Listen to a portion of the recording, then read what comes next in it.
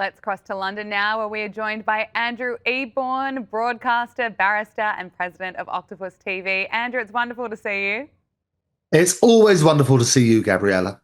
Let's start with Andrew Mountbatten Windsor. He's officially been stripped of his final royal titles, the prestigious Order of the Garter and his Knight of the Grand Cross of the Royal Victoria Order. This is probably the final blow for the former prince, would you say?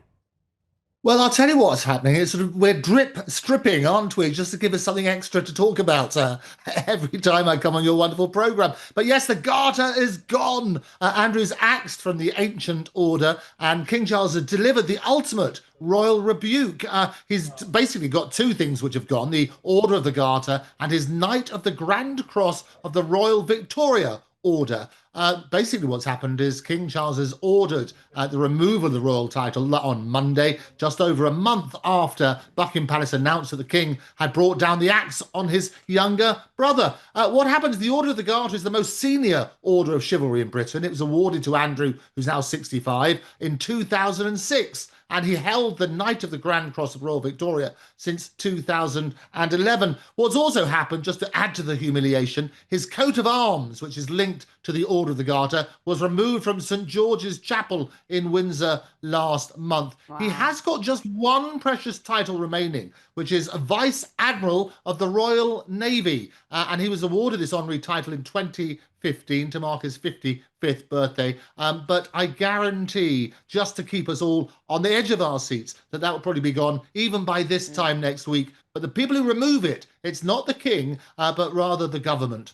Okay. Now, there's also a few reports around that Andrew Windsor's eviction from Royal Lodge could be delayed, and that could be because he's struggling to downsize. There are also reports that he's insisting on a 6 or 7 bedroom house, complete with a full roster of staff, in exchange for finally vacating Royal Lodge. I mean, is that true, Andrew? What can you tell us? Well, absolutely. As I predicted on your very show, it's going to be after Christmas, most likely to be February. He's lived there forever. And anybody who knows when they move from a very large property, and it is enormous, 30, some people say 31 different rooms there, 7 bedrooms. He's lived there for a long time. He's got a lot of stuff, not least his 72 teddy bears.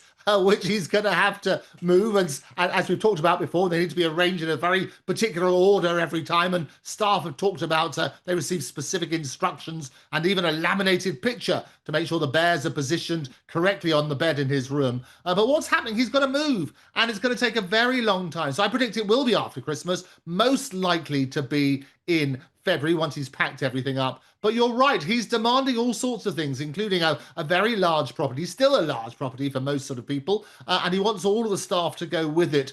So he's not giving up yet. And as you say, we talked about this previously, his Royal Lodge lease was an ironclad one. He had it for a very long period of time, paid a peppercorn rent, having paid $1 million, and was supposed to be responsible for the upkeep. Apparently he might have failed to do the upkeep, so there might be grounds there. But he's insisting on a similarly large, well, a large property and basically lots of staff to go with it. Yeah, those demands are extraordinary.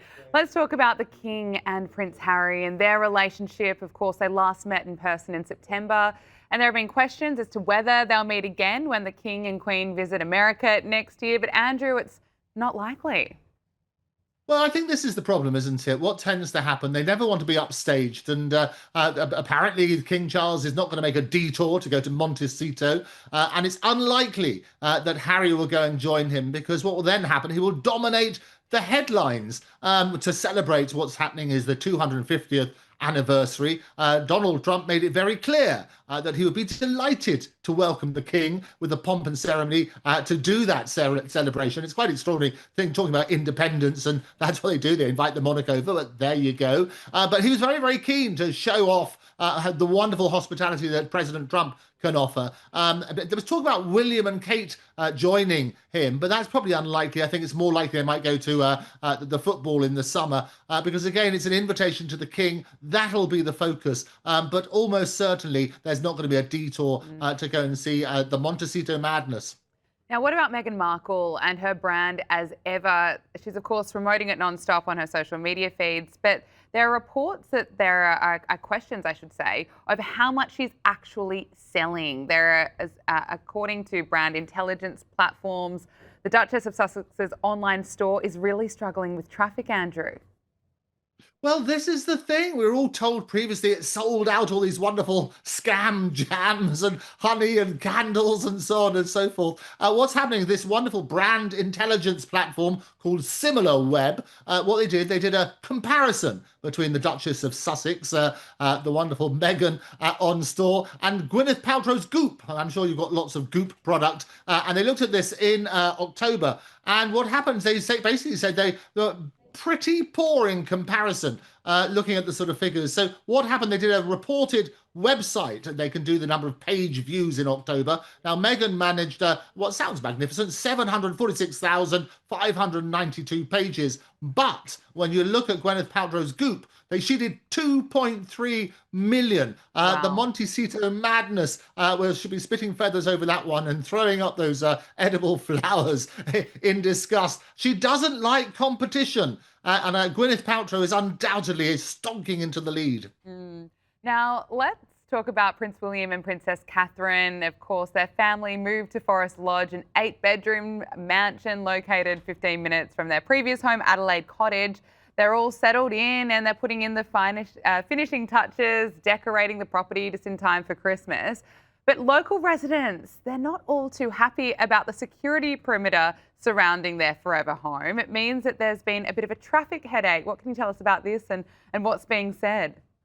Well, it's exactly that. There is this sort of traffic headache. They moved in early November, again, as we predicted on this programme. It's Forest Lodge. It's an 8-bedroom Georgian mansion. It's located just about 15 minutes from Adelaide Cottage, their previous home. Now they're all settled in. What's happening? They're putting up the decorations. They're getting rid of the Christmas tree. But for local residents, they've got the security perimeter because they're very worried within their forever home that people will be peering through the net curtains and having a look. And apparently there's a Christmas tree shop which is very, very close to Forest Lodge. It was opened for the season on November the 27th. But in an effort to protect their privacy and prevent cars from passing and peeking through those curtains, as they say, they basically have got to do virtually a 1-mile round trip, is what they're saying. So the residents are not very happy about that one.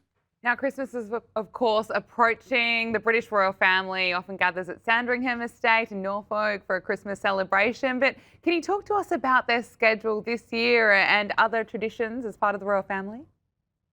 Well, they do. They have the wonderful, extraordinary things. Every December, the British royal family, they gathers at Sandringham Estate, as we say, in Norfolk, for the Christmas celebrations. But they have all sorts of weird practices, some dating back to Queen Victoria's reign. What happens? I'll let you into a few of the secrets. The royals arrive in order of seniority. And the reason for this is they don't want to keep the most senior person, which is obviously King Charles and Camilla. They don't want to keep them waiting. So that's what they do. A rather bizarre practice, which we should all do, is they get weighed before and after dinner. And what happens, they have to say, it was a practice which was introduced by King Edward VII. He wanted proof that his guests had properly indulged in the lavish multi-course feast and ideally had gained at least 3 pounds. Diana was apparently incredibly uncomfortable about doing that sort of side. The other things they do, they open their Christmas presents on Christmas Eve. And the idea is those presents are supposed to be terrible. They're supposed to be cheap and funny. And give you some example, Princess Anne gave Prince Charles a leather toilet seat. Princess Diana presented Sarah Ferguson with a leopard print bath mat. And Prince William's wrapping slippers. He had his grandmother, the late Queen's face, on them. Prince Harry described these gifts exchanged in his memoir as a free-for-all. And for the purpose of these programs, I had a look at some of these gifts that he might have.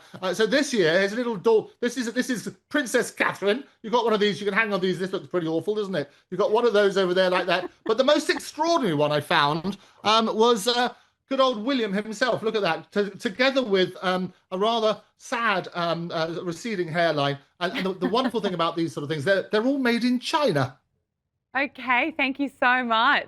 There you go. I was not expecting that, but expect the unexpected with you, Andrew Eborn. I absolutely love it. Look, I like the tradition of opening presents on Christmas Eve. I think it's because I'm a little bit too eager.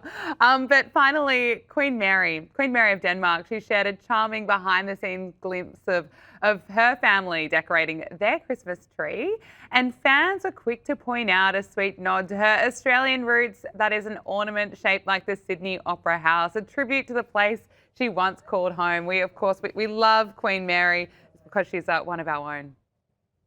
Yeah, oh, absolutely. And this was a little hint. So we've got that glorious video, which is out there on social media. And she put up a special Australian ornament on her Christmas tree to give, while she was giving this sort of rare look inside her palace. She was joined by her husband, Frederick X, who's 57, their children, Crown Prince Christian, 20, Princess Isabella, 18, and 14-year-old twins, Prince Vincent and Princess Josephine. And what they had, you see, one of the baubles that they had that they put on was in fact Sydney Opera House.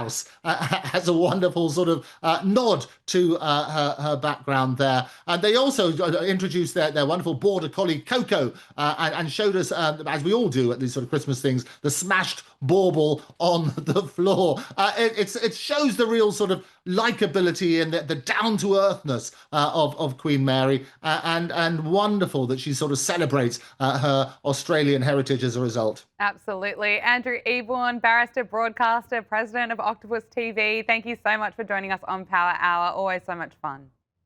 It's always fun. Look forward to seeing you next week.